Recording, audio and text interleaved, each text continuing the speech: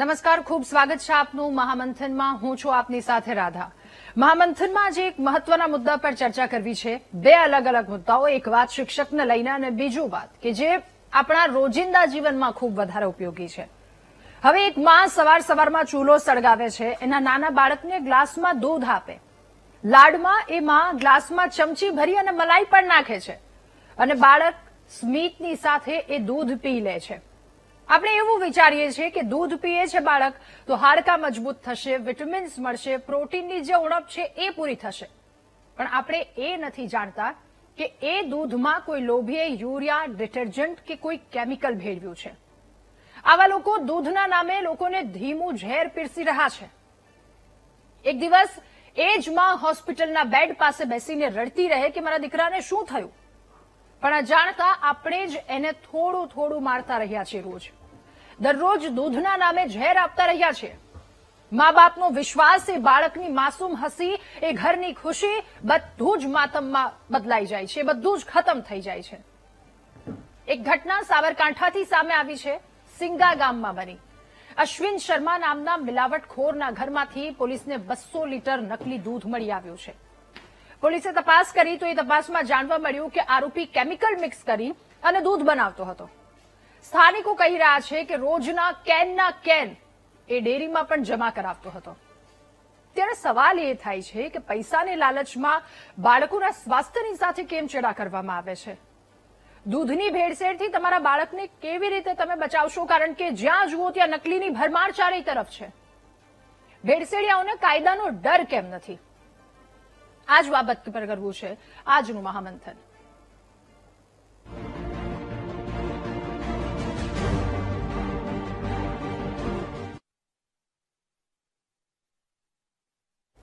ત્યારે પ્રાચીન કાળથી ગાયનો મહિમા આપણે અહીંયા અપરંપાર છે. એવું કહેવાતું હતું કે આપણા દેશમાં દૂધની ગંગાઓ વહેતી હતી. આપણા ભારતમાં એવી પરંપરા છે કે આપણે બાળકને કાચું દૂધ આપીએ છીએ, કેમ કે દૂધ પીવાથી ઘણા બધા ફાયદા છે. સ્નાયુની મજબૂતાઈ થશે, હાડકાં મજબૂત બનશે, મગજ શક્તિમાં વધારો થશે, હાર્ટ એટેકથી બચાવશે, એસિડિટી મટાડે છે, કેન્સરનું જોખમ ઘટાડે છે. પણ જે વસ્તુ આટલા બધા ફાયદા આપે છે એમાં જ જો નકલીનો ધંધો ધમધમી રહ્યો છે તો એ કેટલા નુકસાન આપણને કરશે. એ એક નાના બાળકથી લઈ વૃદ્ધ કોઈ બીમાર વ્યક્તિ હોય ત્યાં આપણે દૂધ આપીએ છીએ દવાની સાથે કે કંઈક ગણ કરશે, પણ એ દૂધ આપીએ છીએ કે પછી એ ધીમું ઝેર આપણે એને આપી રહ્યા છીએ.